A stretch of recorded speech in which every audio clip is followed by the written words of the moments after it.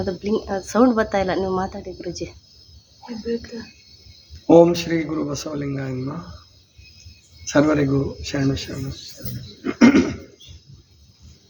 ಇವತ್ತು ವಿಶ್ವ ಪರಿಸರ ದಿನ. ಪರಿಸರದ ಬಗ್ಗೆ ಶರಣರು ಬಹಳಷ್ಟು ವಚನಗಳನ್ನು ಹೇಳಿದ್ದಾರೆ. ಆದರೆ ಈಗಿನ ಕಾಲದ ಥರ ಅಲ್ಲ. ಆಗ ಇಡೀ ಜಗತ್ತೇ ಒಂದು ಸುಂದರವಾದ ಪರಿಸರವಾಗಿತ್ತು. ಅದರಲ್ಲೂ ನಮ್ಮ ದೇಶದಲ್ಲಿ, ಕರ್ನಾಟಕದಲ್ಲಿ ಅಥವಾ ದಕ್ಷಿಣ ಭಾರತದಲ್ಲಿ ತುಂಬ ಕಾಡಿದ್ದಂತಹ ಕಾಲ. 12ನೇ ಶತಮಾನ ಅಂದರೆ ಸುಮಾರು 800-900 ವರ್ಷಗಳ ಹಿಂದೆ ಪ್ರಪಂಚದ ಜನಸಂಖ್ಯೆನೇ ತುಂಬ ಕಡಿಮೆ ಇತ್ತು. ಒಟ್ಟಾರೆ ಪ್ರಪಂಚದ ಜನಸಂಖ್ಯೆ ಆವಾಗ ಎಲ್ಲ ಸೇರಿದ್ರೆ ಒಂದು 10 ಕೋಟಿ ಅಥವಾ 15 ಕೋಟಿ ಇತ್ತೇನಷ್ಟೇ. ಗೊತ್ತಾಗುತ್ತಲ್ಲ ನಿಮಗೆ? 10-15 ಕೋಟಿ ಇಡೀ ಪ್ರಪಂಚದ ಜನಸಂಖ್ಯೆ. ಅಮೇರಿಕಾ, ಆಫ್ರಿಕಾ ಮತ್ತು ಆಸ್ಟ್ರೇಲಿಯಾ ಇನ್ನೂ ಈ ಜಗತ್ತಿಗೆ ಗೊತ್ತೇ ಆಗಿರಲಿಲ್ಲ. ಅವಿದಾವೆ 3 ಖಂಡಗಳು ಭೂಮಿ ಮೇಲೆ ಅಂಥೇಳಿ ಇನ್ನೂ ಕಂಡು ಹಿಡಿದಿರಲಿಲ್ಲ 12ನೇ ಶತಮಾನದಲ್ಲಿ. ಅಲ್ಲೆಲ್ಲ ಕಾಡು ಜನರು ವಾಸ ಮಾಡ್ತಾ ಇದ್ದಂಥ ಪ್ರದೇಶಗಳು, ಬುಡಕಟ್ಟು ಜನ ಅಂತ ಕರಿತೀರಿ ಇವಾಗ. ಅಂಥವ್ರು ವಾಸ ಮಾಡ್ತಾ ಇದ್ದಂಥ ಪ್ರದೇಶಗಳು ಅವು 3 ಖಂಡಗಳು. ಆಮೇಲೆ ಭಾರತಕ್ಕೂ ಯುರೋಪ್ಗೂ ಸಂಬಂಧ ಇದ್ದಂಗೆ ಕಾಣಲ್ಲ, ಆದರೆ ತುಂಬ ಹಿಂದೆ ಯಾವಾಗಲೂ ವ್ಯಾಪಾರ ಇದ್ದಿರಬಹುದು, ನಮಗೆ ಗೊತ್ತಿಲ್ಲ. ಯಾಕಂದರೆ ಗ್ರೀಕರ ಜೊತೆಗೆ ಸಂಪರ್ಕ ಇತ್ತು ಭಾರತೀಯರದ್ದು, ಭಾರತಕ್ಕೂ ಗ್ರೀಕ್ಗೂ ಸಂಬಂಧ ಇತ್ತು ಅನ್ನುವಂಥದ್ದು ಕೆಲವು ಉಲ್ಲೇಖಗಳಿಂದ ಕಂಡುಬರುತ್ತೆ. ಒಟ್ಟಾರೆ ಜನಸಂಖ್ಯೆ ಈಗಿನ ಹಾಗೆ ಸಮಸ್ಯೆ ಆಗಿರಲಿಲ್ಲ ಅವಾಗ. ಆವಾಗ ಸಮಸ್ಯೆ ಆಗಿದ್ದೇನು ಅಂತಂದರೆ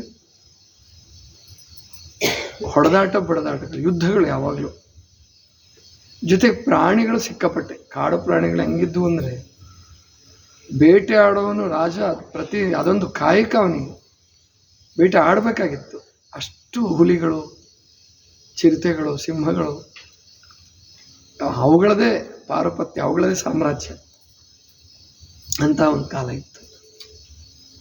ಯಾವಾಗ ಮನುಷ್ಯ ವಿಜ್ಞಾನ ಕ್ರಾಂತಿ ಮಾಡ್ದ, ಮರಗಳನ್ನು ಕಡಿಯೋದಕ್ಕೆ ಯಂತ್ರಗಳನ್ನು ಕಂಡುಹಿಡ್ಕೊಂಡ, ಆಮೇಲೆ ಏನು ಬಂದೂಕು ಗುಂಡುಗಳು ಶುರುವಾದವು, ಅಲ್ಲಿಂದ ಪ್ರಾಣಿಗಳ ಸಂತಾನ ತುಂಬ ಕಡಿಮೆ ಆಗ್ತಾ ಬಂತು. 19ನೇ ಶತಮಾನದ ಕೊನೆ ಭಾಗ ಮತ್ತು 20ನೇ ಶತಮಾನದ ಆರಂಭದಲ್ಲಿ ಇನ್ನೂ ಜಾಸ್ತಿ ವಿಜ್ಞಾನದ ಪ್ರಭಾವ ಆಯಿತು. 20ನೇ ಶತಮಾನ ಅಂತೂ 2 ಮಹಾಯುದ್ಧಗಳನ್ನು ನೋಡ್ತು. 1914ರಿಂದ 18ರವರೆಗೆ ಮತ್ತು 1939ರಿಂದ 45ರವರೆಗೆ. ಆವಾಗಿಂದ ವಿಶ್ವಸಂಸ್ಥೆ ಸ್ಥಾಪನೆ ಆಯಿತು 45ರಲ್ಲಿ, ಯುದ್ಧ ಮುಗಿದ ಮೇಲೆ. ಅಲ್ಲಿಂದ ಪರಿಸರದ ಕಾಳಜಿ ಶುರುವಾಯಿತು. ಮಾಡಲೇಬೇಕಾಗಿತ್ತು. ಒಂದು ವೇಳೆ ವಿಶ್ವಸಂಸ್ಥೆ ಆಗದೆ ಹೋಗಿದ್ರೆ, ಈ ದಿನಗಳನ್ನು ಇಟ್ಕೊಂಡು ಪ್ರಾಣಿಗಳ ಅರಣ್ಯ ಬಗ್ಗೆ, ಪಕ್ಷಿಗಳ ಬಗ್ಗೆ ವಿಶ್ವ ಗುಬ್ಬಿ ದಿನ ಅಂತ ಕೂಡ ಒಂದಿದೆ, ಗೊತ್ತಿರ್ಬೇಕು ನಿಮಗೆ. ಮಾರ್ಚ್ ತಿಂಗಳಲ್ಲಿ ವರ್ಲ್ಡ್ ಸ್ಪ್ಯಾರೋ ಅಂದರೆ ಗುಬ್ಬಿ, ಅದರದ್ದು ಕೂಡ ಒಂದು ದಿನ ಮಾಡ್ತಾರೆ. ಈಗೆಲ್ಲದಕ್ಕೂ ಒಂದೊಂದು ದಿನ ಇಟ್ಕೊಂಡಿದ್ದಾರೆ. ಇನ್ನೂ ಹೊಸ ದಿನಗಳು ಆಗ್ಬೋದು, ಘೋಷಣೆ ಆಗ್ಬೋದು. ಹಾಗೆ ಇವತ್ತು ವಿಶ್ವ ಪರಿಸರ ದಿನ ಅಂತ ಮಾಡಿದ್ದಾರೆ. ಇವತ್ತು ಒಂದು ಒಳ್ಳೆಯದೇನಾಗಿದೆ ಅಂತಂದರೆ, ಪ್ರಜಾಪ್ರಭುತ್ವದ ಪರಿಣಾಮವಾಗಿ ಜನರಲ್ಲಿ ಸಮಾನತೆ, ಅಂದರೆ ಎಲ್ಲರಿಗೂ ಆರೋಗ್ಯ, ಎಲ್ಲರಿಗೂ ಆಹಾರ ಸಮಾನವಾಗಿ ಸಿಗಬೇಕು, ಎಲ್ಲರಿಗೂ ಅವಕಾಶ ಸಿಗಬೇಕು, ವಿದ್ಯೆ ಸಿಗಬೇಕು ಅನ್ನುವಂತಹ ಪರಿಕಲ್ಪನೆ 12ನೇ ಶತಮಾನದಲ್ಲಿ ಯಾವುದಕ್ಕಾಗಿ ಶರಣರು ಹೋರಾಟ ಮಾಡಿದರು, ಕಲ್ಯಾಣ ಕ್ರಾಂತಿ ಆಯಿತು. ಅದನ್ನು ಇವತ್ತು ಸಂವಿಧಾನದತ್ತವಾಗಿ ಎಲ್ಲರೂ ಒಪ್ಕೊಂಡಿದ್ದಾರೆ, ಒದಗಿಸೋಕ್ಕೆ ಪ್ರಯತ್ನ ಕೂಡ ನಡೆದಿದೆ. ಆ ವಿಷಯದಲ್ಲಿ ಯಶಸ್ವಿ ಕೂಡ ಆಗಿದೆ. ವಿದ್ಯೆ, ತುಂಬ ಜನರಿಗೆ ವಿದ್ಯೆ ಸಿಕ್ಕಿದೆ, ಆರೋಗ್ಯ ಸಿಕ್ಕಿದೆ. ಪ್ರಾಯಶಃ ತಾಯಿಯ ಮರಣದ ಪ್ರಮಾಣ, ಶಿಶುಗಳ ಮರಣದ ಪ್ರಮಾಣ ತುಂಬ ಕಡಿಮೆ ಆಗಿದೆ. ಹಾಗಾಗಿ ಜನಸಂಖ್ಯೆ ಬಹಳ ಆಗಿದೆ. ಈಗ ಜನಸಂಖ್ಯೆ ಅನ್ನೋದೇ ಒಂದು ದೊಡ್ಡ ಸಮಸ್ಯೆ ಆಗಿಬಿಟ್ಟಿದೆ. ಒಂದು ಅಂದಾಜು ಪ್ರಕಾರ 850 ಕೋಟಿವರೆಗೆ ಆಗಿರ್ಬೋದು ಅಂತ ಅನಿಸುತ್ತೆ. ಎಲ್ಲಿ 10ರಿಂದ 15 ಕೋಟಿ 12ನೇ ಶತಮಾನದಲ್ಲಿ, ಇವಾಗ 850 ಕೋಟಿ. ಆಮೇಲೆ ಯುದ್ಧಗಳಾಗಲಿಲ್ಲ. ಈಗಲೂ ಯುದ್ಧಗಳು ಬೇರೆ ಬೇರೆ ಥರ ನಡೀತಾ ಇದೆ. ಆದರೂ ಜನಸಂಖ್ಯೆ ಮಾತ್ರ ತೀವ್ರವಾಗಿ ಏರ್ತಾ ಇದೆ. ಅದು ಎಲ್ಲಿಗೋಗಿ ಮುಟ್ಟಿಸುತ್ತೋ ಈ ಭೂಮಿಯನ್ನು ಗೊತ್ತಿಲ್ಲ. ಮತ್ತು ದುರ್ಬಲ ಸಂತಾನ ಜಾಸ್ತಿ ಆಗ್ತಾ ಇದೆ. ಹಿಂದಿನ ಹಾಗೆ ಗಟ್ಟಿ ಇಲ್ಲ ಮನುಷ್ಯರು. ಯಾಕಂದರೆ ಅದರಲ್ಲೂ ಅಲೋಪತಿ ಸಿಸ್ಟಮ್ ಏನು ಬಂತು, ಮೆಡಿಸನ್ ಸಿಸ್ಟಮ್ ಏನು ಬಂತು, ಅದರಿಂದ ತುಂಬ ದುರ್ಬಲ ಜನಾಂಗ ಮತ್ತು ಎಲ್ಲೆಲ್ಲಿ ನೋಡಿದ್ರು ಕಾಯಿಲೆಗಳು. ಈಗ ಅದೇ ನಾನು ಹೇಳ್ತಿರ್ತೀನಿ, ವಿಜ್ಞಾನ ಯುಗ ಅಂದ ಹಾಗೇ ಇದನ್ನು ರೋಗಗಳ ಯುಗ ಅಂತಲೂ ಕೂಡ ಕರಿಬಹುದು. ರೋಗಗಳ ಯುಗ, ರೋಗಿಗಳ ಯುಗ. ಎಲ್ಲೆಲ್ಲಿ ನೋಡಿದ್ರು ರೋಗಿಗಳೇ. ಹಾಸ್ಪಿಟ್ಲುಗಳು ತುಂಬಿ ತುಳುಕಾಡ್ತವೆ. ಇವತ್ತು ತಹಸೀಲ್ದಾರ್ ಆಫೀಸ್ಗೆ ಹೋಗಿದ್ದೆ. ತಹಸೀಲ್ದಾರ್ ಅಂದರೆ ಸಬ್ ರಿಜಿಸ್ಟ್ರಾರ್ ಆಫೀಸ್ಗೆ ಹೋಗಿದ್ದೆ, ಒಂದು ಕೆಲಸ ಇತ್ತು. ಆ ಸಬ್ ರಿಜಿಸ್ಟ್ರಾರ್ ಆಫೀಸ್ಗಿಂತ ಹೆಚ್ಚು ಹಾಸ್ಪಿಟ್ಲುಗಳು ಇದ್ದಾವೆ.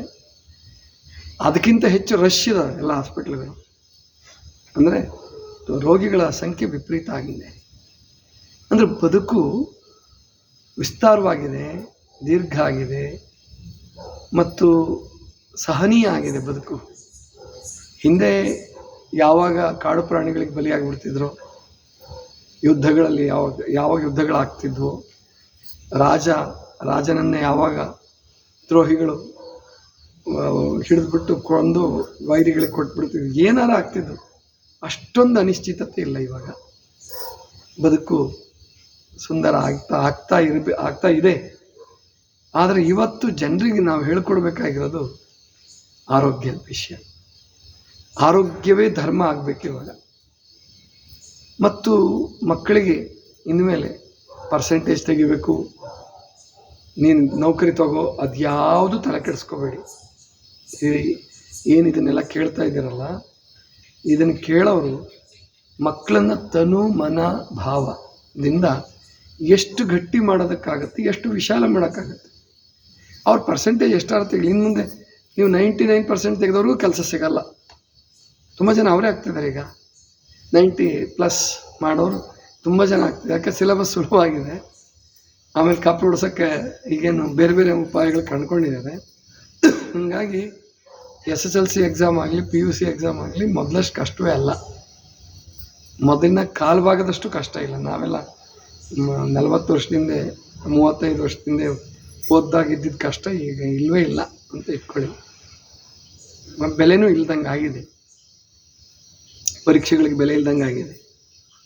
ಅದಕ್ಕೆ ಇವಾಗ ಆಗಬೇಕಾಗಿರೋದೇನಪ್ಪ ಅಂದರೆ, ಯಾವ ತಾಯಿ ತಂದೆಗಳು ಕೂಡ ಪರ್ಸೆಂಟೇಜ್ ಬಗ್ಗೆ ಯೋಚನೆ ಮಾಡೋಕ್ಕೆ ಹೋಗಬೇಡಿ. ಅವ್ರು ಮಾಡ್ಕೊತಾರೆ ಮಕ್ಕಳು, ಅವ್ರಿಗೆ ಕಾಳಜಿ ಇರ್ತದೆ ಅದ್ರ ಬಗ್ಗೆ. ಪ್ರತಿಯೊಂದು ಮಗು ಕೂಡ, ಪ್ರತಿಯೊಬ್ಬ ವಿದ್ಯಾರ್ಥಿನೂ ನಾನು ಉದ್ಧಾರ ಆಗಬೇಕು, ನಾನು ಪರ್ಸೆಂಟೇಜ್ ಜಾಸ್ತಿ ಮಾಡಬೇಕು ಅನ್ನೋ ಹುಚ್ಚಿರುತ್ತೆ. ನೀವು ಅದ್ರ ಬಗ್ಗೆ ತಲೆ ಕೆಡಿಸ್ಕೋಬೇಡಿ. ಆಮೇಲೆ ಒಂದು ವೇಳೆ ನೀವು ತಲೆ ಕೆಡಿಸ್ಕೊಂಡು ಅವ್ರಿಗೆ ಮಾಡಿಸಿದ್ರು ಕೂಡ, ವಾಮ ಮಾರ್ಗದಿಂದ ಮಾಡಿಸಿದ್ರು ಅವ್ರಿಗೇನು ಗಟ್ಟಿ ಆಗಲ್ಲ, ಅವ್ರ ಜೀವನ ಸುಧಾರಣೆ ಆಗಲ್ಲ.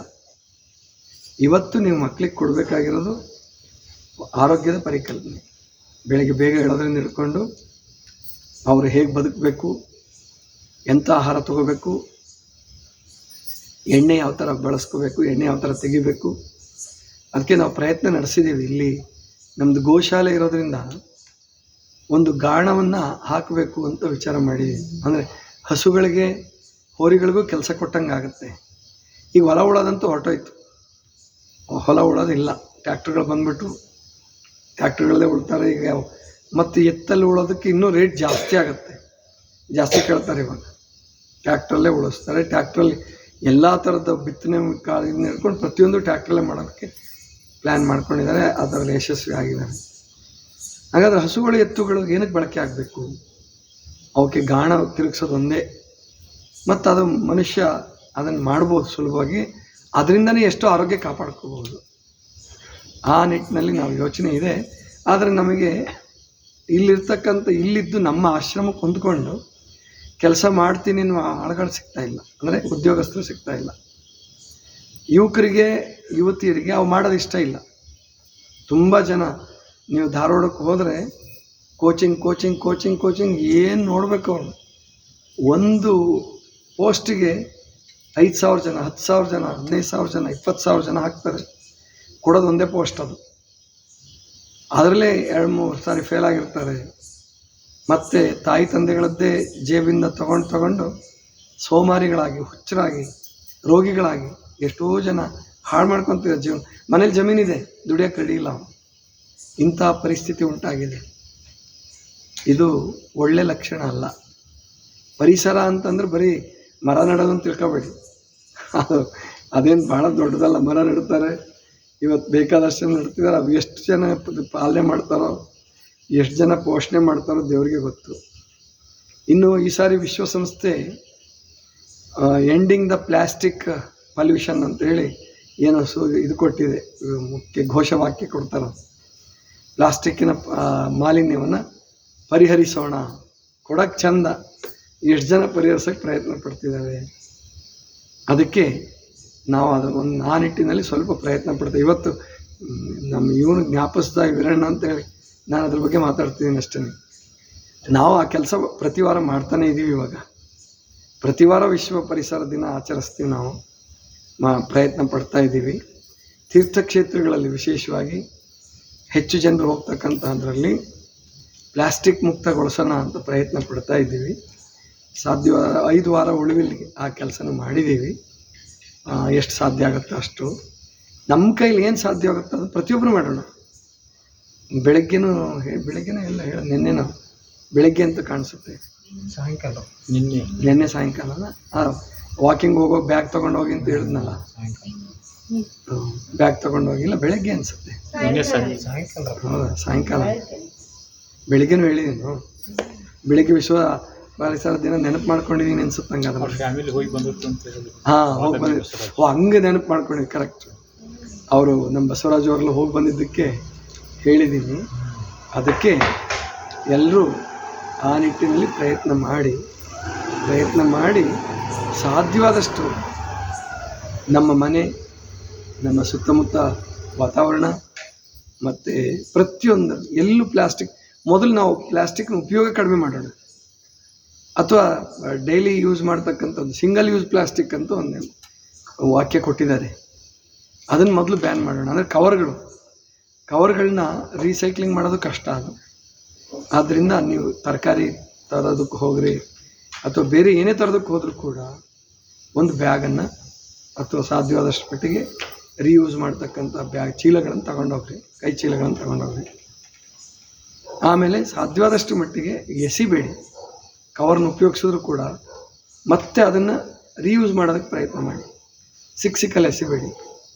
ಆಮೇಲೆ ಅದೇನು ಬೇಗ ಕೆಟ್ಟು ಹೋಗಲ್ಲ. ಈಗ ನಾವು ಉಳುವಿ ತಂದಿರೋದು 1 ವಾರದ ಮೇಲೆ ಆಯಿತು, ಇಲ್ಲಿ ಇಟ್ಟಿದ್ದೀವಿ. ಒಂದು 40 ಚೀಲ ಹಂಗೆ ಇಟ್ಟಿದ್ದೀವಿ. ಅಂದರೆ ಒಟ್ಟಿಗೆ ಮಾಡಿಕೊಡೋಣ ಅಂತ ಹೇಳಿಬಿಟ್ಟು ಅದೇನು ಕೆಡಲ್ಲ. ಕಟ್ಟಿಟ್ಟಿದ್ದೀವಿ, ಅದೇನು ಕಸ ಬೇರೆ ಕಡೆ ತೊಂದರೆ ಮಾಡಲ್ಲ. ಅದು ನೀರನ್ನು ಪೊಲ್ಯೂಷನ್ ಮಾಡಲ್ಲ. ಆ ಥರ ಇಟ್ಟಿದ್ದೀವಿ. ಆ ರೀತಿಯಲ್ಲಿ ಒಂದು ವ್ಯವಸ್ಥೆ ಮಾಡ್ಕೊಳ್ಳಿ. ಪ್ರತಿಯೊಬ್ಬರು ಜಾಗೃತರಾಗ್ರಿ. ಪ್ರತಿಯೊಬ್ಬ ಮಕ್ಕಳಿಗೆ ಇದನ್ನು ಹೇಳ್ಕೊಡಿ. ಶಾಲೆಗೆ ಹೋಗೋ ಮಕ್ಕಳಿಗೆ ಹೇಳ್ಕೊಡಿ. ಇನ್ನೊಂದು ಪತ್ರಿಕೆ ಗಮನ, ಯಾವುದೋ ಒಂದು ನ್ಯಾಷನಲ್ ಪತ್ರಿಕೆ, ರಾಷ್ಟ್ರೀಯ ಪತ್ರಿಕೆ ಒಂದು ವಿಷಯ ಹೇಳಿದೆ, ಭಾಳ ಚೆನ್ನಾಗಿ ಹೇಳಿದ್ದಾರೆ. ಅದನ್ನು ಏನಂದರೆ, ಇತ್ತೀಚೆಗೆ ಈ ಊಟ ತರಿಸೋ ಪದ್ಧತಿ ಜಾಸ್ತಿ ಆಗ್ತಾಯಿದೆ. ನಗರ ಪ್ರದೇಶದಲ್ಲಿ ಪಾರ್ಸಲ್ ತರಿಸೋದು, ಆರ್ಡ್ರ್ ಮಾಡೋದು. ಝೊಮ್ಯಾಟೊ, ಟೊಮ್ಯಾಟೊ ಏನೇನೋ ಇದಾವಲ್ಲ, ಅವಕ್ಕೆಲ್ಲ ಆರ್ಡ್ರ್ ಮಾಡಿ ತರಿಸ್ತಾರಲ್ಲ, ಅದರಲ್ಲಿ ಪ್ಯಾಕಿಂಗ್ ಪ್ಲಾಸ್ಟಿಕ್ದೇ ಮಾಡ್ತಿದ್ದಾರೆ. ಒಂದು ಊಟಕ್ಕೆ 8-10 ಬ್ಯಾಗಡಿ ಬರ್ತದೆ. ಅದು ಬ್ಯಾಗಡಿ ಮಾಮೂಲಿ. ಅವು ಏನು ಮೇಲ್ಗಡೆ ಬ್ಯಾಗಡಿ ಅಲ್ದಿದ್ರು ಬಾಟ್ಲ್ ಥರ ಮಾಡಿರ್ತಾರಲ್ಲ, ಏನು ಬಟ್ಟಲ್ ಥರನೂ ಪ್ಲಾಸ್ಟಿಕ್ಕಲ್ಲೇ ಮಾಡ್ತಿದ್ದಾರೆ. ಬಾಕ್ಸ್ ಥರ ಬಂದಿದೆ. ಅದನ್ನು ಒಗೆದು ಬಿಡ್ತಾರೆ, ಡಸ್ಟ್ಬಿನ್ಗೆ ತೊಗೊಂಡೋಗಿ ಹಾಕ್ತಾರೆ. ಇನ್ನೂ ಅದರಲ್ಲಿ ಒಂದು ಸ್ವಲ್ಪ ಆಹಾರ ಉಳಿಸ್ಬಿಟ್ಟು ಏನಾರು ಹಾಕಿದ್ರೆ ನಾಯಿಗಳು ಮತ್ತು ಆಕಳುಗಳು, ವಿಶೇಷವಾಗಿ ನಾಯಿಗಳು ಪ್ಲಾಸ್ಟಿಕ್ ನುಂಗಲ್ಲ. ಅವಕ್ಕೆ ಪಾಪ ಅದು ದೇವರೊಂದು ಒಳ್ಳೇದು ಮಾಡಿ ನುಂಗಕ್ಕಾಗಲ್ಲ ಅವಕ್ಕೆ. ಹಸುಗಳು ಹೊಟ್ಟೆ ದೊಡ್ಡದಿರೋದ್ರಿಂದ, ಬಾಯಿ ದೊಡ್ಡದಿರೋದ್ರಿಂದ, ಮತ್ತು ಪಾಪ ಅವಕ್ಕೆ ಆಹಾರ ಸಿಗದೇ ಇರೋದ್ರಿಂದ, ನಗರ ಪ್ರದೇಶದ ಹಸುಗಳಿಗೆ ಹುಲ್ಲು ತಿನ್ನಕ್ಕೆ ಸಿಕ್ಕಲ್ಲ, ಅದಕ್ಕೆ ಹಸಿವೂ ಆಗಿರುತ್ತೆ ಪಾಪ, ವಾಸನೆ ಬರ್ತಿರುತ್ತೆ, ಅರ್ಧಂಬರ್ಧ ರುಚಿ ಆಹಾರ ಸಿಕ್ತು ಅಂದರೆ ಆ ಆಹಾರ ತಿಂದ್ಬಿಟ್ಟು ಪ್ಲಾಸ್ಟಿಕ್ನೇ ನುಂಗ್ಬಿಡ್ತವೆ. ಅವು ಮತ್ತೆ ಮೆಲ್ಕಾಡ್ಸೋಕ್ಕೂ ಬರಲ್ಲ, ಹೊಟ್ಟೆಯಿಂದ ಹೊರಗೆ ಬರಲ್ಲ, ಭಾಳ ನರಕ ಪಡ್ತು. ನೀವು ಅದಕ್ಕೆ ಯಾರಾದರೂ ಕಾಮಧೇನು ಅಂತ ಹಸು ಕರೆದ್ರೆ ನನಗೆ ಸಿಟ್ಟು ಬರುತ್ತೆ, ಕಪಾಲ್ ಕೊಡೆಯೋಷ್ಟು ಸಿಟ್ಟು ಬರುತ್ತೆ. ಏನು ಕಾಮಧೇನು ಅಂತೀರ ಅವಕ್ಕೆ? ಅದಕ್ಕೆ ಏನು ನೋಡ್ಕೊತೀರ ನೀವು? ಸರಿಯಾಗಿ ನೋಡ್ಕೊಳಂಗಿಲ್ಲ, ಅವುಗಳಿಗೆ ಸರಿಯಾದ ವ್ಯವಸ್ಥೆ ಮಾಡೋಂಗಿಲ್ಲ, ಬರೀ ಪೂಜೆ ಮಾಡೋದು, ತೊಗೊಂಡೋಗಿ ಮನೆ ಒಳಗಡೆ ನುಗ್ಸೋದು. ಅವುಗಳಿಗೆ ಪ್ರತಿ ದಿವಸ ಹುಲ್ಲು ಕೊಡಿ. ನಿಮ್ಮ ಮನೆಗೆ ಬಂದಾಗ ಉಳಿದಿದ್ದು ಅನ್ನ ಸಾರು ಕೊಡಬೇಡಿ, ಅದು ಒಳ್ಳೆಯದಲ್ಲ. ಅವಕ್ಕೆ ಹುಲ್ಲು ತಿನ್ನಿಸೋವಂಥ ವ್ಯವಸ್ಥೆ ಮಾಡಿ, ಹಣ್ಣಿನ ಸಿಪ್ಪೆ ತಿನ್ನಿಸೋ ವ್ಯವಸ್ಥೆ ಮಾಡಿ. ಹಂಗೆ ಕಾಳಜಿ ಮಾಡೋಂಗಿಲ್ಲ. ಮನೆ ಒಳಗಡೆ ಅದನ್ನು ತೊಗೊಂಡೋಗಿ ನುಗ್ಗಿಸ್ಬಿಟ್ರೆ ಆ ಪಾಪ ಅವು ಜಾರ್ತಿರ್ತವೆ, ಟೈಲ್ಸಲ್ಲಿ ಆ ಗೊರಸಿಂದ ಜಾರ್ತಿರ್ತವೆ, ಹೆದರ್ತಿರ್ತವೆ. ಒಬ್ಬ ಮುಂದ್ಗಡೆಯಿಂದ ನೂಗ್ತಿರ್ತಾನೆ, ಎಳಿತಿರ್ತಾನೆ, ಇನ್ನೊಂದೆರಡು ಜನ ನೂಗ್ತಿರ್ತಾರೆ. ಆ ಬೈಕ್ಗೆ ಸಗಣಿ ಗಂಜಲ ಹಾಕ್ಬಿಟ್ರೆ ಇನ್ನೂ ಖುಷಿ ಅಂತೆ, ಅದು ಸಂಪತ್ತು ಉಕ್ಕುತ್ತಂತ, ಲಕ್ಷ್ಮಿ ಗಂಜಲ ಹಾಕ್ಬಿಟ್ಲು ಅಂತ. ಇಂಥ ಅವಿವೇಕತನಕ್ಕೆ, ಇಂಥ ಮೂರ್ಖತನಕ್ಕೆ, ಇನ್ನೂ 21ನೇ ಶತಮಾನದಲ್ಲಿ ಇನ್ನೂ ಇಂಥ ಮೂರ್ಖತನಗಳನ್ನ, ಅವಿವೇಕತನಗಳನ್ನ ಇಟ್ಕೊಂಡಿದ್ದೀವಲ್ಲ, ಅದು ಬಹಳ ಅನ್ಯಾಯ. ಅದನ್ನು ಮಾಡಬಾರ್ದು. ಅವುಗಳನ್ನ ಚೆನ್ನಾಗಿ ನೋಡ್ಕೊಳ್ಳಿ. ನಿಜವಾಗ ಅವುಗಳ ಬಗ್ಗೆ ಪ್ರೇಮ ಇತ್ತ ನಿಮಗೆ, ಅವುಗಳಿಗೆ ಹುಲ್ಲು ಕೊಡಿ, ಅವುಗಳಿಗೆ ಸಸ್ಯ ಬೆಳೆಸ್ಕೊಡಿ. ಇವತ್ತು ಇನ್ನೊಂದು ಹೇಳಬೇಕು ಅನ್ನಿಸ್ತು, ಅವಾಗಲೇ ನೆನಪಾಗಿತ್ತು ನನಗೆ. ಒಬ್ಬ 69ನೇ ಇಸ್ವಿಯಿಂದ ಒಂದು ಒಳ್ಳೆ ಪ್ರಯತ್ನ ಮಾಡಿದ್ದಾನೆ. ಏನು ಪ್ರಯತ್ನ ಮಾಡಿದ್ದಾನೆ ಅಂತಂದರೆ, ಅವನ ಇದಾನ ಇಲ್ಲೋ ಗೊತ್ತಿಲ್ಲ, ಅವನ ಹೆಸರು ಮರ್ತ್ಬಿಟ್ಟಿದ್ದೀನಿ, ಸ್ವಲ್ಪ ದೊಡ್ಡದಿದೆ, ಏನೋ ಕೊನೆಗೆ ಬರ್ಗಂತನೇನೋ ಬರುತ್ತೆ ಅವನು. ನಮ್ಮ ಜಗನ್ನಾಥ ಅವ್ರು ತೆಗೆದುಕೊಟ್ಟಿದ್ರು ಹೆಸರನ್ನ. ಅಮೇರಿಕಾದಲ್ಲಿ ಮಾಡ್ದ ಇದನ್ನು. 5,000 ಎಕರೆ, ಮೊದಲು 3,000 ಎಕರೆ ತೊಗೊಂಡ, ಆಮೇಲೆ ಮತ್ತೆ 2,000 ಎಕರೆ ಬಂಜರು ಭೂಮಿ ತೊಗೊಂಡು, ಏನೂ ಉಪಯೋಗ ಇಲ್ಲ ಜಮೀನು ತೊಗೊಂಡು, ಅವನು ದುಡ್ಡಿತ್ತು, ಜಂಕ್ ಫುಡ್ಡು, ಫಾಸ್ಟ್ ಫುಡ್ ವ್ಯಾಪಾರ ಮಾಡಿದ್ದ ಅವಾಗ. ಅದರಿಂದ ಸಿಕ್ಕಾಪಟ್ಟೆ ಕೋಟಿಗಟ್ಟಲೆ ದುಡ್ಡು ಗಳಿಸಿದ್ದ. ಅದನ್ನು ಸದುಪಯೋಗ ಮಾಡಬೇಕು ಅಂತೇಳಿ ತೀರ್ಮಾನ ಮಾಡಿ 5,000 ಎಕರೆ ಅವನು ಕಾಡು ಬೆಳೆಸಿ, ಮೊದಲು ಹುಲ್ಲುಗಾವಲಿನಿಂದ ಶುರು ಮಾಡಿಕೊಂಡ, ಮುಂದೆ ಕಾಡು ಬೆಳೆಸಿ ಆ 5,000 ಎಕರೆ ಒಳಗಡೆಯಿಂದನೇ ಒಂದು ನದಿ ಹುಟ್ಟಂಗೆ ಮಾಡ್ದ. 17 ಬೋರ್ಗಳು ಫೇಲ್ ಆಗಿದ್ವು. ಅವನು 17 ಬೋರ್ವೆಲ್ ಹಾಕಿಸಿ ಕೊರೆಸಿ ಫೇಲ್ ಆದಂಥವನು ಮುಂದೆ ಒಂದು ನದಿಯನ್ನೇ, ಹೊಸ ನದಿ ಹುಟ್ಕೊಳ್ಳೋ ಹಾಗೆ ಮಾಡಿ 60 ಕಿಲೋಮೀಟ್ರ್ ಹರಿಯುತ್ತಂಥ ನದಿ, ಅದರಿಂದನೂ ಕೂಡ ದುಡ್ಡು ಗಳಿಸ್ತಿದ್ದಾನೆ. ಅಂದರೆ ಟ್ರಸ್ಟ್ ಮಾಡಿದ್ದಾನೆ. ಆ ಟ್ರಸ್ಟ್ ಮಾಡಿ ಅವನು ಅದಕ್ಕೆ ಆ ಜಮೀನು ಮೀಸಲಾಗಿರಬೇಕು ಅನ್ನುವಂಥದ್ದನ್ನು ಅದು ಎಲ್ಲ ಬೈಲ ಮಾಡಿ ತುಂಬ ಚೆನ್ನಾಗಿ ಮಾಡಿದ್ದಾನೆ. ಅಂಥದ್ದು ನಮಗೆ ಆದರ್ಶ ಆಗಬೇಕು. ಎಷ್ಟು ಬಂಜರು ಭೂಮಿ ಇದೆ ನಮ್ಮಲ್ಲಿ, ಎಷ್ಟು ಗೋಮಾಳಗಳಿದೆ. ಇನ್ನೂ ಬಿದಿರು ಹಚ್ಚಿದ್ದನ್ನು ಬೆಂಕಿ ಹಚ್ಚಿ ಸುಡ್ತಾರೆ ಉದ್ದೇಶಪೂರ್ವಕವಾಗಿ ಕೆಲವು ಕಳ್ಳರು, ಸುಳ್ಳರು, ಮೋಸಗಾರರು. ಅದನ್ನು ಸುಟ್ಬಿಟ್ರೆ ನಮ್ಮ ಈ ಭೂಮಿ ಏನಾದ್ರು ಮಾಡ್ಬೋದು, ಒತ್ತುವರಿ ಮಾಡ್ಬೋದು.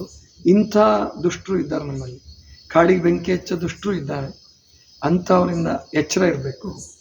ಮರಗಿಡಗಳನ್ನ ನೆಡೋದು ಮುಖ್ಯ ಅಲ್ಲ, ಅವುಗಳನ್ನು ನೋಡ್ಕೊಳ್ಬೇಕು, ಅವುಗಳ ಸಮೃದ್ಧವಾಗಿ ಬೆಳೆಯೋ ಹಾಗೆ ಮಾಡಬೇಕು. ಇನ್ನೊಂದು ಆಂದೋಲನ ಆಗಬೇಕು, ಅದು ಯಾರಿಗೂ ಕಲ್ಪನೆಗೆ ಬಂದಿಲ್ಲ. ನೀವು ಗಿಡ ನೆಡೋದೇನು ದೊಡ್ಡದಲ್ಲ, ಇರೋ ಗಿಡಗಳನ್ನ ಸಂರಕ್ಷಣೆ ಮಾಡ್ಕೊಳ್ಳಿ. ದೊಡ್ಡ ಆಗಿದೆ, 25 ವರ್ಷ ಆಗಿದೆ, 50 ವರ್ಷ ಆಗಿದೆ, ಮಣ್ಣು ಹೋಗಿ ಹೋಗಿ ಅವು ಪೊಳ್ಳಾಗಿ ಬೇಗ ಬಿದ್ದುಬಿಡ್ತಾವೆ, ಗಾಳಿಗೆ ಸುಲಭವಾಗಿ ಬಿದ್ದುಬಿಡ್ತವೆ. ಅವುಗಳಿಗೆಲ್ಲ ಮಣ್ಣು ಹಾಕಬೇಕು, ಗೊಬ್ಬರ ಹಾಕಬೇಕು, ಅವುಗಳ ಬೇರು ಗಟ್ಟಿ ಆಗೋ ಹಾಗೆ ನೋಡಿ. ಬೇರು ಹೊರಗಡೆ ಕಾಣ್ತಿತ್ತು ಅಂದರೆ ಆ ಮರ ದುರ್ಬಲ ಆಗ್ತಾ ಇದೆ ಅಂತ ಅರ್ಥ. ಬೇರು ಹೊರಗಡೆ ಕಾಣಬಾರ್ದು, ಮಣ್ಣು ಮುಚ್ಚಬೇಕು, ನೀರು ಸಿಗಬೇಕು ಅದಕ್ಕೆ. ಆ ರೀತಿಯಲ್ಲಿ ನಿಮ್ಮ ಸುತ್ತಮುತ್ತಲ ಮರಗಳನ್ನು ರಕ್ಷಣೆ ಮಾಡಿ. ದೊಡ್ಡ ದೊಡ್ಡ ಮರಗಳು ಸ್ವಲ್ಪ ಗಾಳಿ ಬಂದರೆ ಸಾಕು ಬಿದ್ದೋಗ್ಬಿಡ್ತಾವೆ, ಅದರಿಂದ ಏನು ಪ್ರಯೋಜನ ಇಲ್ಲ. ಹೇಳಬೇಕು ಇನ್ಮೇಲೆ ಅದನ್ನು ಪ್ರತಿಯೊಬ್ಬರೂ ಗಮನಿಸಬೇಕು. ರಸ್ತೆಗೆ ಆಜುಬಾಜುಗೆ ದೊಡ್ಡ ದೊಡ್ಡ ಮರಗಳಿದ್ದರೆ ಅವುಗಳನ್ನು ಗಟ್ಟಿಯಾಗಿ ಹೆಂಗೆ ಇಟ್ಕೊಳ್ಬೇಕು. ಇನ್ನೂ 16 ವರ್ಷ, 20 ವರ್ಷ, 100 ವರ್ಷ ಬದುಕೋ ಸಾಮರ್ಥ್ಯ ಇರ್ತದೆ ಅವಕ್ಕೆ. ಅವಕ್ಕೆ ಮಣ್ಣು ಗೊಬ್ಬರ ಯಾರೂ ಹಾಕಲ್ಲ, ಅದಕ್ಕೆ ಗಾಳಿ ಬಂದ ಕೂಡಲೇ ಸುಲಭ ಬಿದ್ದೋಗ್ಬಿಡ್ತವೆ. ಬೇರೆ ಗಟ್ಟಿ ಇಲ್ಲದೆ ಹೋದರೆ, ಬೇರೆ ಗಟ್ಟಿ ಇದ್ದರೆ ಎಂಥ ಗಾಳಿನಾರು ತಡ್ಕೊಳ್ತವೆ. ಜೊತೆಗೆ ಅಕ್ಕಪಕ್ಕದಲ್ಲಿ ಮರಗಳಿದ್ದರೆ ಅವಕ್ಕೆ ಗಾಳಿ ಜೋರಾಗಿ ಹತ್ತಲ್ಲ.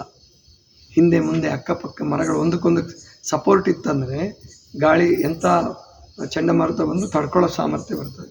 ಒಂದೇ ಮರ ನಿಂತಿತ್ತು ಅಂತಂದರೆ ಅದನ್ನು ಬೀಳಿಸ್ಬಿಡುತ್ತೆ ಗಾಳಿ. ಇದನ್ನು ಈ ಕಡೆಗೂ ಕೂಡ ನಿಮ್ಮೆಲ್ಲರ ಗಮನ ಹರಿಸಬೇಕಾಗಿದೆ.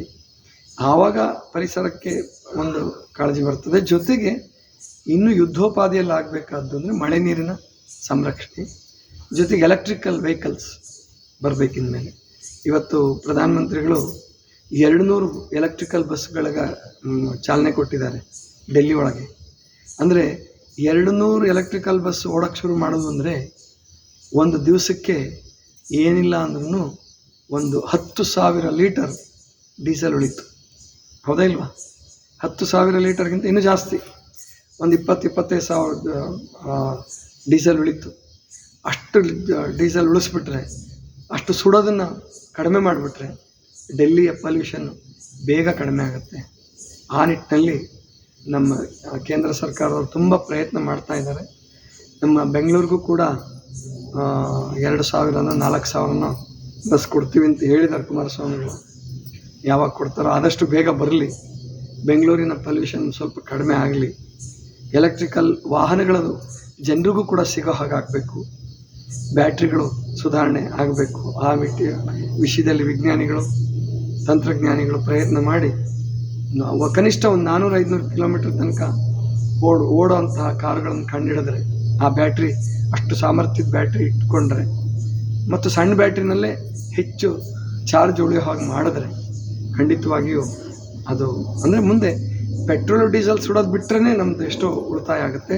ಜೊತೆಗೆ ವಿದ್ಯುತ್ ಶಕ್ತಿ ನಾವೆಲ್ಲರೂ ಕಲ್ತ್ಕೋಬೇಕಾದಂದರೆ ವಿದ್ಯುತ್ ಶಕ್ತಿ, ಸೋಲಾರ್ ಸಿಸ್ಟಮ್, ಸಾಧ್ಯವಾದಷ್ಟು ಮಟ್ಟಿಗೆ ಸೌರ ವಿದ್ಯುತ್ ಮತ್ತು ಗಾಳಿ ವಿದ್ಯುತ್ತನ್ನು ತಯಾರು ಮಾಡಿಕೊಂಡು ಕಲ್ಲಿದ್ದಲಿಂದ ತಯಾರಾಗ್ತಕ್ಕಂಥ ವಿದ್ಯುತ್ತನ್ನು ಬಿಡಬೇಕು. ನಾವು ಏನೇ ಪರಿಸರ ರಕ್ಷಣೆ ಮಾಡ್ತೀವಿ ಅಂದ್ರೂ ಕೂಡ್ಗಿ ಮತ್ತು ನಮ್ಮ ಏನು ಇಲ್ಲಿ ರಾಯಚೂರು ಅಲ್ಲಿ ಲಕ್ಷಾಂತರ ಟನ್ ಕಲ್ಲಿದ್ದಲು ಸುಡ್ತಾರೆ. ನಮಗೆ ಕರೆಂಟ್ ಕೊಡಬೇಕಾದ್ರೆ ಮತ್ತು ಈ ಕರೆಂಟೆಲ್ಲ ಅಲ್ಲಿದೆ, ಕಲ್ಲಿದ್ದಲು ಸುಟ್ಟು ಮಾಡಿರತಕ್ಕಂಥದ್ದು ಇದು. ಅದು ಕಡಿಮೆ ಆಗಬೇಕು.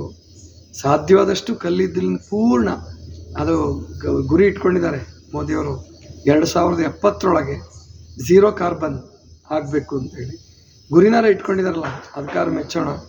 ಝೀರೋ ಕಾರ್ಬನ್ ಅಂದರೆ ಕಲ್ಲಿದ್ದಲಿನಿಂದ ಕರೆಂಟ್ ತಯಾರಾಗಬಾರ್ದು. ಹೈಡ್ರೋ ಪವರ್ ನಡೆಯುತ್ತೆ, ಅಂದರೆ ಜಲವಿದ್ಯುತ್ ನಡೆಯುತ್ತೆ, ಅದು ತೊಂದರೆ ಇಲ್ಲ, ಪರಿಸರಕ್ಕೆ ಹಾನಿ ಇಲ್ಲ. ಸೋಲಾರ್ ಕರೆಂಟ್ ಹಾನಿ ಇಲ್ಲ. ಈ ನಿಟ್ಟಿನಲ್ಲಿ ನಾವು ಪ್ರಾಣಿಗಳನ್ನು ರಕ್ಷಣೆ ಮಾಡಿಕೊಂಡು ನಮ್ಮ ಏನು ಗೋ ಸಂಪತ್ತಿದೆ ಅವುಗಳಿಗೆ ಕೆಲಸ ಕೊಡಬೇಕು. ಸುಮ್ಮನೆ ಗೋಶಾಲೆ ಮಾಡಿದ್ರೆ ಉಪಯೋಗ ಇಲ್ಲ. ಈಗ 100 ಆಕಳುಗಳಿದ್ದಾವೆ, ಅಲ್ಲಿ ನಾವು ಪತ್ಮೇಡ್ಗೆಲ್ಲ ಹೋಗಿದ್ವಿ, ಅವಕ್ಕೆ ಕೆಲಸನೇ ಇಲ್ಲ ಪಾಪ, ಸುಮ್ಮನೆ ಇರೋದು, ಸುಮ್ಮನೆ ತಿನ್ನೋದು ಇಲ್ಲ. ಕೆಲಸ ಕೊಡಬೇಕು, ಹೇಗಾದರೂ ಕೊಡಬೇಕು. 5,000 ಹೋರಿಗಳನ್ನ ಒಂದು ಕಡೆ ಇಟ್ಟಿದ್ರು, ಹೋಗಿದ್ವಿ ಅಲ್ಲಿ, 5,000-4,000 ಇದ್ವು, ಕೆಲಸವೇ ಇಲ್ಲ. ಅವು ಸಖತ್ತಾಗಿ ಬೆಳೆದೆ, ಅವು ತಿನ್ನು ಏನು ಪ್ರಯೋಜನ? ಗಾಣ, ಎಣ್ಣೆ ಗಾಣ, ಇಡೀ ಎಲ್ಲ ಮನಸ್ಸು ಮಾಡಿದ್ರೆ, ಆ ಗೋಶಾಲೆಯವರೆಲ್ಲ ಮನಸ್ಸು ಮಾಡಿದ್ರೆ ನಮ್ಮ ಏನು ಕೃತಕ ಎಣ್ಣೆ ಯಾವುದು ಆ ಪ್ಯಾರಾಫಿನ್ ಎಲ್ಲ ಕೂಡಿಸ್ತಿದಾರಲ್ಲ ಪೆಟ್ರೋಲಿಯಂ ಪ್ರಾಡಕ್ಟ್ನ, ಆ ಎಣ್ಣೆ ದೊಡ್ಡ ಪೆಟ್ಟು ಕೊಡ್ಬೋದು. ಅದು ಯಾರೂ ಸಂಕಲ್ಪನೆ ಮಾಡ್ತಾ ಇಲ್ಲ, ಕೆಲಸಗಾರರು ಸಿಗೋದಿಲ್ಲ. ಈ ಥರ ಆಗೋದು ಸಾಧ್ಯವಾದಷ್ಟು ಮಟ್ಟಿಗೆ ಕಡಿಮೆ ಆಗಲಿ. ನೀವು ಏನು ವೀರಣ್ಣ, ಸಚಿನ್ ನೋಡಿ ಗೋಗಳನ್ನು ಅದೊಂದು ದೇವ್ರ ಸೇವೆ ಅಂತ ಹೇಳಿ ಮಾಡಿ ಆ ಗೋ ಸಂಪತ್ತನ್ನು ಚೆನ್ನಾಗಿ ನೋಡಿಕೊಂಡ್ರೆ ಅದು ಒಂದು ಪುಣ್ಯದ ಕೆಲಸ. ನಾವು ಸುಮ್ಮನೆ ಏನೋ ಭಯಕ್ಕೋಸ್ಕರ ಮಾಡಬೇಡಿ, ಪ್ರೀತಿಯಿಂದ ಮಾಡ್ತಕ್ಕಂಥದ್ದನ್ನು ಮಾಡಿರಿ. ಆವಾಗ ನಿಮಗೆ ಅವುಗಳ ಕೃಪೆ, ಆ ಪರಮಾತ್ಮನ ಕೃಪೆ ಹೇಗೆ ಬರುತ್ತೆ ಅನ್ನೋದು ನಿಮಗೆ ಗೊತ್ತಾಗುತ್ತೆ. ಪ್ರತಿಯೊಬ್ಬರು ಆಕಳುಗಳನ್ನು, ನಮ್ಮ ಒಬ್ಬರು ಪ್ರಭಾಕರ್ ಹಿರೇಮಠ ಅಂತ ಬೆಳಗಾವದಲ್ಲಿ, ಅಲ್ಲಿ ತಮ್ಮ ಮನೆ ಹತ್ರ ಒಂದು 4-5 ಆಕಳು ಸಾಕಿದ್ದಾರೆ. ಅವ್ರ ಮನೆ ಹತ್ರ ಅಲ್ಲೇ ಬೆಳಗಾವಿ ಮಧ್ಯದಲ್ಲಿ ದೊಡ್ಡ ನಗರ ಪ್ರದೇಶ, ಅಲ್ಲೂ ಕೂಡ ಉಳಿದಿರೋ ಜಾಗದಲ್ಲಿ ಮುಂದೆ ಗೇಟಲ್ಲೇ ಕಟ್ಕೊಂಡು ಅವರು ತುಂಬ ಚೆನ್ನಾಗಿ ಸಾಕ್ತಿದ್ದಾರೆ. ಹಾಗೆ ಕಾಳಜಿ ಬೇಕು, ಬರೀ ಸುಮ್ಮನೆ ನೋಡೋದಲ್ಲ, ಪ್ರೀತಿಯಿಂದ ನೋಡಬೇಕು. ಅದನ್ನೇ ಒಂದು ನಮ್ಮ ಉದ್ಧಾರದ ಮಾರ್ಗವನ್ನಾಗಿ ಮಾಡ್ಕೋಬೇಕು. ಇದಿಷ್ಟು ಇವತ್ತಿನ ಚಿಂತನ. ಸರ್ವರಿಗೂ ಶರಣ.